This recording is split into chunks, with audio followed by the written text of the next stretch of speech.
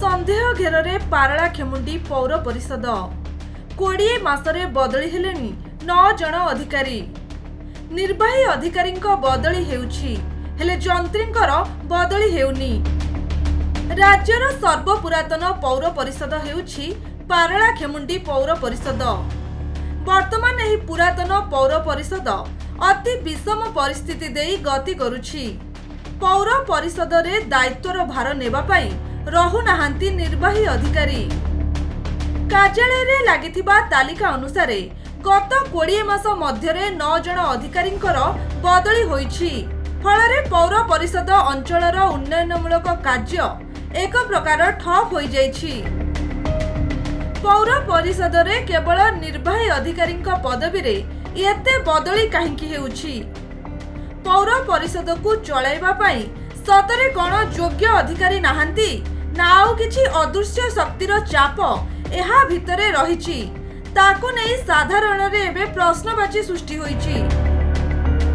एठारे निर्वाही अधिकारी मानकर बारंबार बदली हेउथिबा बेले दीर्घ 10 वर्ष हेबो पारला पौर परिषद रे कार्यरत थिबा जंत्री और अन्य पदवीर बदली काहेकि हेउनी?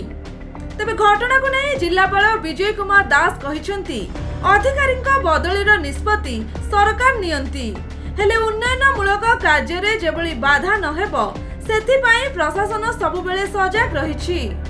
नहीं ट्रांसफर तो पॉलिसी सेरा गवर्नमेंट कर्तृत्वाधीन अच्छी तेणु से जो ऑफिसर ट्रांसफर हे अगेंस्ट पोस्टिंग भी होची तेणु एबे जी आसवे से जॉइन करेंगे जॉइन कर सारा बोलছি जदि से भाया मिसमैनेजमेंट फंड्स मिसमैनेजमेंट कथा उठो से ऑडिट जमा पड़ो ऑडिट से रेस्पॉन्सिबिलिटी फिक्स हम जब सेमती किसी असुविधा हो तो सेटा तो माने कागज पत्र अच्छे ना जहाँ डॉक्यूमेंट अवेलेबल अच्छी it can always be verified. मो परिचय हूँ विचित्रानंद बेवर्ता वरिष्ठ नागरिक पारलाखेमुंडी।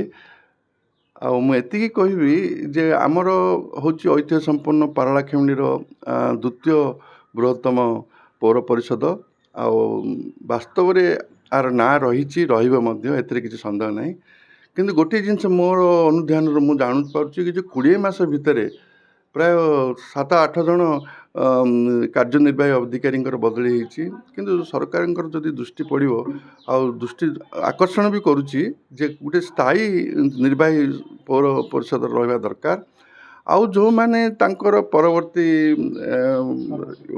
कर्मचारी माने अच्छी से माने जहाँ करती से माने सेतिरा तांकर अभिज्ञता नहीं तेणुक से गुड़ा ग्रहण योग्य हो पारुनी।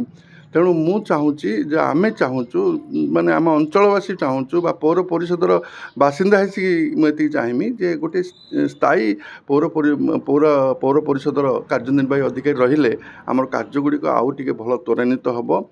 देखु से तो गोटे आश्चर्य परितापर विषय जे आम जो शुणा पाचु पारलाखेमुंडी पौर परिषद एक पुराणा पौर परिषद 1885 मसीह उद्भावन होता 130 वर्षर पौर परिषद ये कौ कार्यक्रम कौ प्रकार हवा कथा जे कटक म्युनिसिपालिटी सहित सामान कहले अत्युक्ति हेब ना। यहीपरि पौर परिषद रे आम बर्तमान देखा पाचु एवं किछि दिन है प्राय 1 वर्ष बीतीगला 1 वर्ष भितर 9 जन माने पौराधिकारी या माने बदली हो चली जाइए। निर्वाही अधिकारी बर्तमान निर्दिष्ट भाव कई नहांती जो द्वारा पौर परिषदर उन्नयन कार्य संपूर्ण भाव बाधा प्राप्त होची।